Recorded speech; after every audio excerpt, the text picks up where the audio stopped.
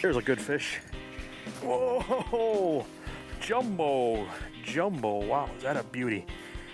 You know, across the Midwest, you look at angler surveys, yellow perch are one of the most popular fish there is come wintertime. They're just a great fish to catch with the ice. They're active, they're a lot of fun to catch, and most of all, they're delicious. We're gonna touch on a few tips to help you catch more perch this winter on this segment of Midwest Outdoors.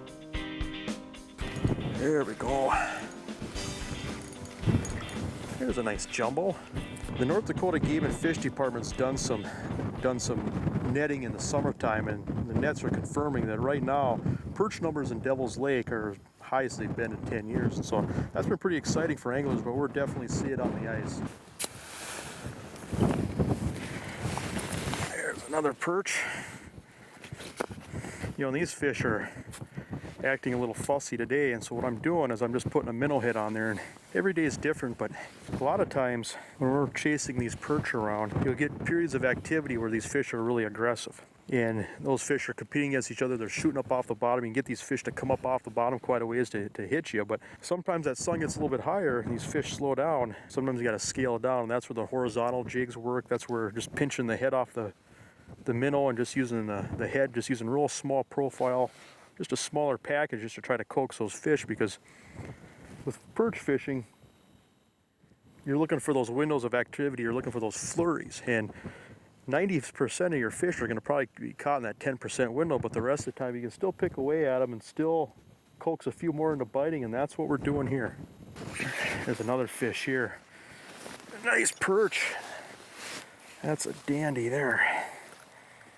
You know, and I tell you what, isn't that a beauty? That's why people come to Devil's Lake, North Dakota right there. That's a dandy. But, you know, basically the name of the game, pretty much wherever perch swim, at least wherever I fish for perch, is that you got to find them. And that means being mobile. And so, like right here, I just got my bait in a bag. That's all I need. I'm running and gunning looking for these fish.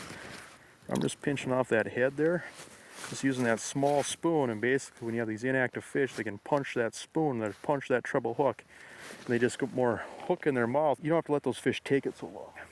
I got another fish down there. Let's see if I can get down there and get them. But you know, that's the thing, once you get on fish finally and you get that fish up the holes, get that lure baited up and get back down there, because these perch, it's almost like they have attention deficit disorder. They're not going to wait around forever.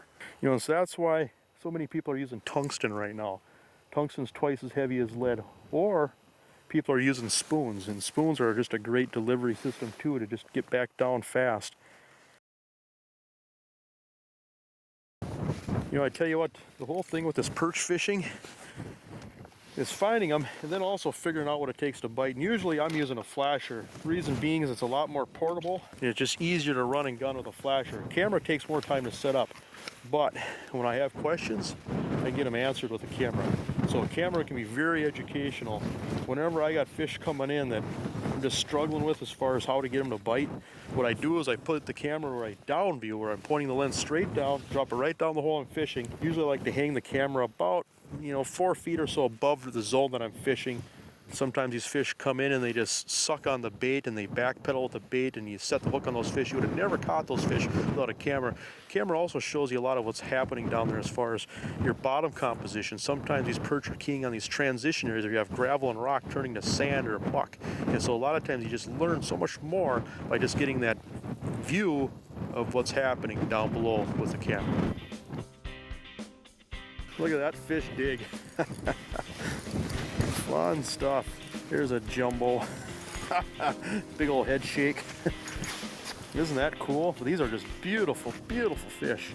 Yeah, that is a beauty there. I don't know too many ice fishermen that don't get fired up about that. And the thing about these perch, no matter where they swim, perch are typically relating to flats, and they're typically moving. And so that means as an angler, you got to be moving to find them. Perch fishing is all about mobility, and you look at mobility, it's not just a mindset, even how you rig up. You look at here, we're just fishing off an Arctic Cat Bearcat. This is the Cadillac of ice fishing sleds, just because you got that long track. And everything is designed just to make you more portable, more mobile. You know, mount your flasher on the dash, mount your GPS on the dash. That way you just get up and go, because if you make moving easy, you're going to move a lot more and you're going to catch a lot more fish, especially when it comes to perch. Here's another one, a walleye. You know, and it's pretty typical too, wherever you find big numbers of perch, chances are there's going to be some walleyes around. And so what I like to do, especially if you're finding perch in less than 20 feet of water, is hang out as that sun goes down, even switch to some bigger baits, but chances are that sun hits the horizon, that's when the walleyes roll through. So I'd like to thank Woodland Resort for the excellent accommodations here on Devil's Lake. We'll be right back with more Midwest Outdoors.